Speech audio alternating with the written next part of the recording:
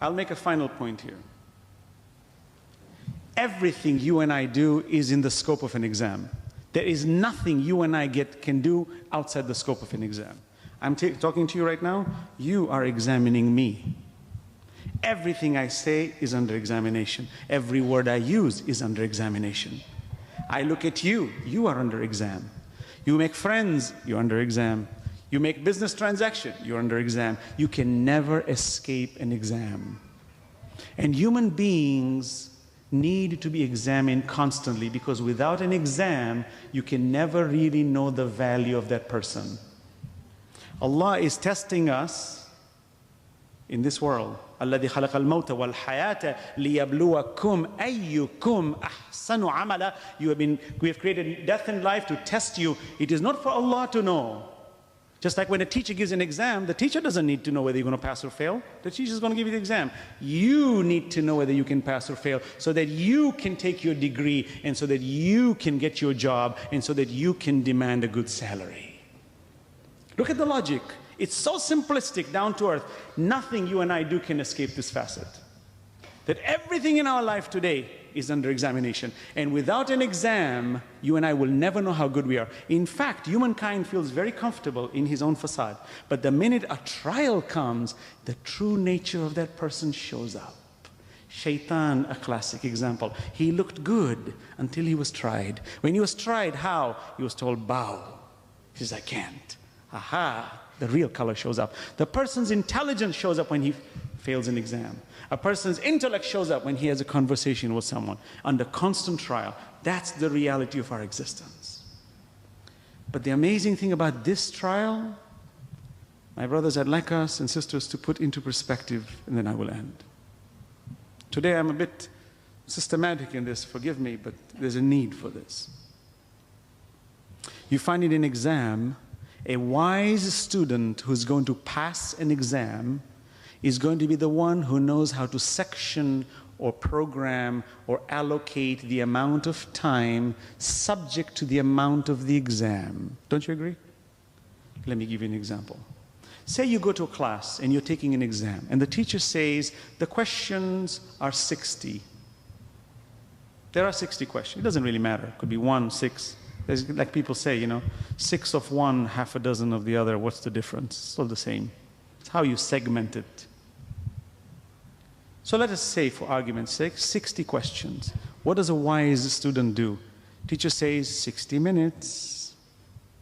You take the exam. After 60 minutes, I pull the paper. Wherever you are shall be your judgment. A wise student says, I have 1 minute for each question. 60 minutes, 60 questions. I must allocate a maximum of 1 minute. So that's a wise student. But how are you going to be able to fulfill each question in a minute? It means you had to be prepared. Otherwise, you will run into overlaps. Typical exam. We've all taken exams. I know how it feels when you don't know an answer. You just get so disturbed. And the time suddenly goes faster. That's a wise student. But now let me ask you a question. What do you think would happen to the gravity of the exam if the teacher gave you 60 questions but said, at any time, I'll take the paper? The exam becomes even more difficult, doesn't it? Now the student has to sharpen the pencil. If you drop your pencil, it could mean maybe you'll fail the exam. Allah says, وَالْعَصْرِ إِنَّ الْإِنسَانَ لَفِي خُسْرٍ. By time, man is at a loss. He thinks he's sitting in this exam, that, you know, he's got exactly 60 minutes a portion. He's got enough time. I got to deal with Malakul Maut. You know, I got him in my pocket. I know when he's going to come to me. No?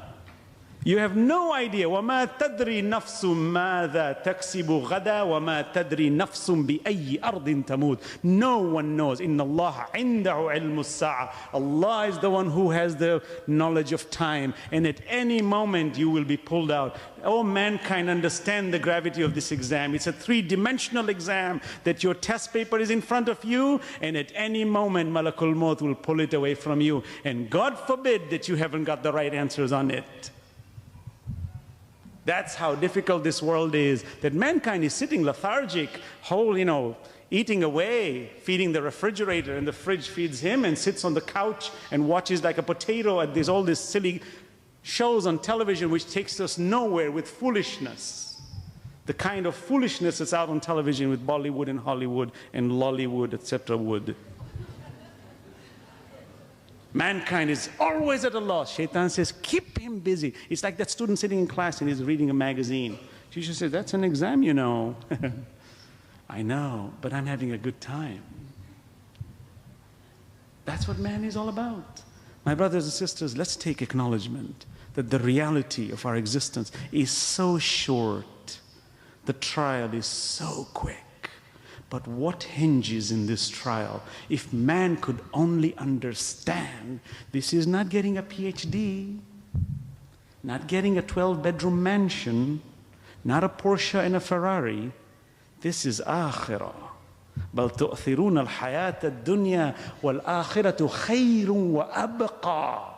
You love this world. You are under trial. Your trial is so short. Mankind, understand this. Wake up, for what waits for you there is eternal. I say one thing, my brothers. Me as a human being, I have a concept of infinity.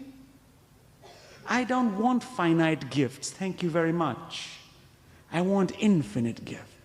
I want to be infinitely happy. I want to be infinitely fed. I want to be infinitely comfortable. I don't want finite. If someone says you're going to go to heaven, but you'll be there for about 10 billion years. Okay, then? Well, then after that, poof, you're going to go to hell. Or you know what? You just won't exist. You know, my 10 billion years just became very sour. But if someone says, abqa, forever. This trial is short. Like Hazrat Luqman says to his son, Inna dhalika min azmil umur. This trial is difficult, but be patient. Inna Allah indahu ilmu as-sa'a. He knows the time, but Allah loves the people who are patient. Be patient. Pass this exam. Give up the trivialities of this world. Understand the dimension by which you live in, and wait till you see what you are able to reap. May Allah give us that strength to pass this difficult exam with wisdom and understanding, that we come out as good believers, having been good to ourselves, good to our neighbors, good to our families, good to our children, good to our wives, with kindness and with humbleness. I'll discuss more on the element of humbleness. I tell you, there is nothing more important to the human being than the one who humbles himself. Allah loves the humble creature. Allah loves our Prophet. Our Prophet was so beloved that Allah subhanahu wa ta'ala sends Jibreel and says, Allah loves you so much, He has given you the keys of the entire universe for you to control. Our Holy Prophet sallallahu alayhi wa sallam says, I don't want it. He says, why not? He says, because perchance I may become proud. I don't like it. I want to be humble. SubhanAllah, if there's a human being in the world who is best, in the best of forms, it's the one who humbles himself. My brothers, no one can humble themselves until they know their reality. They get out of the world of fantasy. The ones who don't pretend to show a facade which they really are not.